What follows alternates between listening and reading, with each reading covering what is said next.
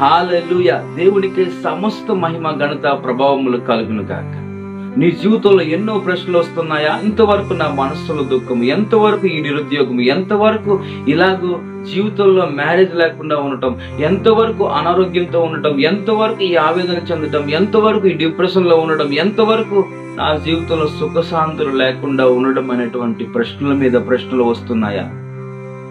ఒకప్పుడు ఇలాంటి ప్రశ్నలు వేసుకునే ఉన్నాడు దావీదు.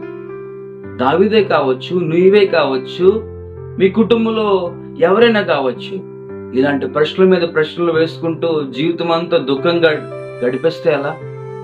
అయినా సరే దేవుడు వదిలేస్తాడా? దేవుడు పరిష్కారం చూపకుండా ఉంటాడా? దేవుడు జవాబు ఇవ్వకుండా ఉంటాడా? ఖచ్చితంగా ఆయన సహాయం చేస్తాడు కదా. ఇలాంటి ప్రశ్నల మీద ప్రశ్నలు వేసుకుంటూ ఉండి నీ జీవితం కాలం గడిపేదానికంటే దేవుని వాక్యం సెలవిస్తుంది. కీర్తనలు 13:5 ఈ విధంగా సెలవిస్తుంది, నేనైతే నీ కృపయందు నమ్మిక ఉంచి ఉన్నాను. దేవుని యొక్క కృపయందు నమ్మిక ఉంచిన తర్వాత జరిగిన సంగతి ఏమిటో తెలుసా? ఈ ప్రశ్నలన్నిటికి కూడా జవాబు వస్తుంది. ఈ ప్రశ్నలన్నీ కూడా దేవుడు గొప్పగా సాల్వ్ చేస్తాడు, పరిష్కారం ఇస్తాడు. ప్రతి ప్రశ్న యొక్క చిక్కుముడిని విప్పుతాడు.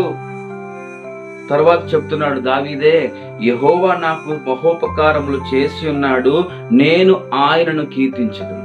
అంతకు మునుపు ఈ యొక్క ఎక్సైట్మెంట్ గాని ఈ కీర్తనలు లేవే. ముందు ఈ మాట కనిపించలేదే. ముందుగా ఏమన్నాడంటే, నేను ఎంతవరకు బాధపడతాను, ఎంతవరకు దుఃఖంగా ఉంటాను, ఎంతవరకు శ్రమిస్తాననేటువంటి ఆలోచనతో ఉన్న దావీదే జీవితము మారింది. ఆ ఇంటెన్షన్ మారింది, ఆ ఆలోచన దృక్పథం అనేది మారింది. ఎందుకో తెలుసా? తను దేవుని కృపయందు నమ్మిక ఉంచున్నాడు. పైగా దేవుడు ప్రతి సమస్యను కూడా తరిమి కొడతాడు. కనుక ఎదురుచూడు, దేవుని దగ్గర ఎదురుచూడు.